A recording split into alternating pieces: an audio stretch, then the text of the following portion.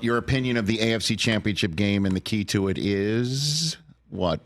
You have to beat Patrick Mahomes. If you want the right in the AFC to go to the Super Bowl, you have to beat Patrick Mahomes. Well, you know the Ravens are up for that challenge. You know that, right? That they are ready for it, right? That's words. Those are words. I'm just saying, those are words. Buffalo was up to the challenge. Buffalo was like, we got him at home finally. And that dude is a wizard, man. I'm just like, I am so impressed.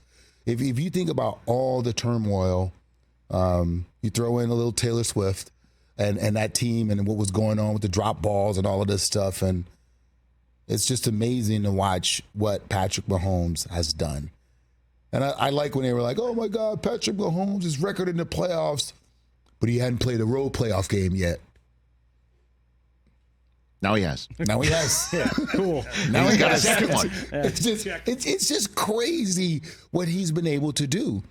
It's unbelievable. Oh, his numbers, and I was talking about his legacy and how he can build it. And it's our poll question right now, and I'll ask that to you before we go out the door: is which quarterback has the biggest, what are the greatest legacy wins in him to what a Super Bowl would do for their legacy? I've just totally botched it, but we'll get to that later on. But, I mean, Mahomes, what he's done so far is amazing. It's remarkable. It's unprecedented, even with Tom Brady in the mix of precedents. So the Ravens, are they not equipped defensively with at every level to bounce the Chiefs? They are. Okay. They are. But it's Patrick Mahomes. Like I think of him like that. Whatever you do, there's certain things like that his ability to throw balls in the areas and get the ball up and down over guys, and it's just like his arm talent is that special, and it's impressive. Like you understand, he got a different play caller this year than he had last year. Like he's won most of the time when play callers and guys like the guys that they've had leave as coaches and come back and stuff like that. Normally there's a lack of continuity, regardless if it's the same offense, and he doesn't skip a beat. He doesn't. It's just amazing. I think Baltimore has what it takes. They do. But they've been, I think, home field advantage, crowd noise, and because their defense got this many sacks or had this many turnovers is what's going to beat Patrick Mahomes. No, you got to go beat him. So Lamar's a way to beat him too, right? He is. He is. Do you think he's the MVP? Lamar? No. Who's the MVP? Christian McCaffrey.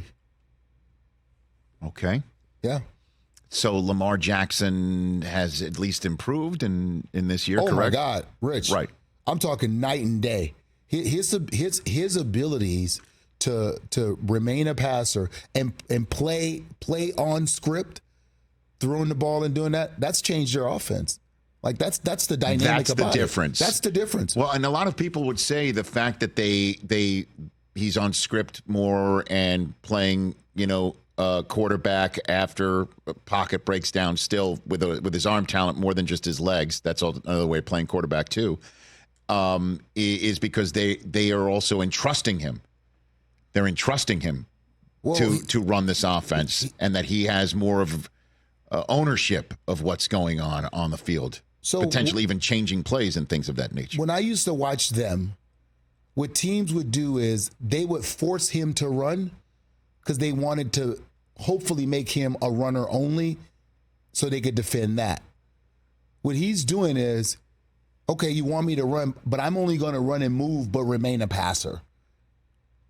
And that is the part of his game that it's what Patrick Mahomes does.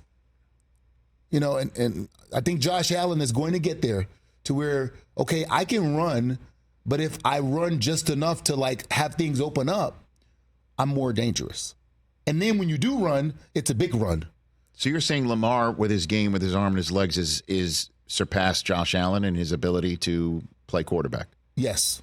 Okay. Yes, what he's been able to do, and then the collection of receivers that they have around him right now. This is probably the best collection of receivers, healthy guys that they've had. So do you think the Ravens win on Sunday? I can't say that, Rich. Because you just I respect Patrick Mahomes that much. Like it just, I mean, the Super Bowl that they lost to Tampa had to beat him up. The guy was throwing passes like laid out, like you have to, like the Matrix. You have to beat him. It's impressive. Last year, what he and Joe Burrow did, like you got to beat him because there's just no. He's not going to give up. You have to win the game. He's not going to give it to you. Okay, so you believe it's Chiefs Niners in the Super Bowl? I didn't pick. I just asked you to. I know. I'm on the fence with this one. Okay, you're on the fence with this one. I'm not gonna lie to you. I'm severely on the fence.